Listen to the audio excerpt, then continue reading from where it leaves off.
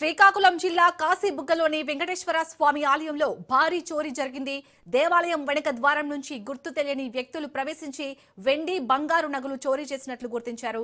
సుమారు 60 లక్షల విలువైన ఆభరణాలు చోరీకి గురైనట్లు ఆలయ ధర్మకర్త వెల్లడించారు. ఇటీవల ఇదే ఆలయంలో తొక్కిసలాట ఘటన చోటు చేసుకుని 9 మంది మృతి చెందారు. అప్పటి నుంచి ఆలయాన్ని మూసివేశారు.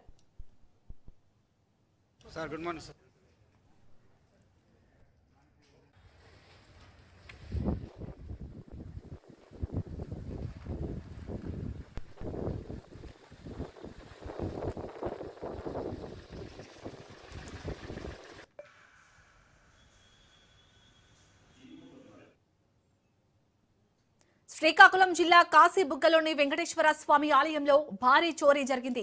దేవాలయం వెనుక ద్వారం నుంచి గుర్తు తెలియని వ్యక్తులు ప్రవేశించి వెండి, బంగారు నగలు చోరీ చేసినట్లు గుర్తించారు. సుమారు 60 లక్షల విలువైన ఆభరణాలు చోరీకి గురైనట్లు ఆలయ ధర్మకర్త వెల్లడించారు. ఇటీవల ఇదే ఆలయంలో తొక్కిసలాట ఘటన చోటు చేసుకుని 9 మంది మృతి చెందారు.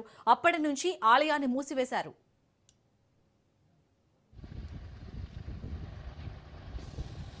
Sir good morning sir.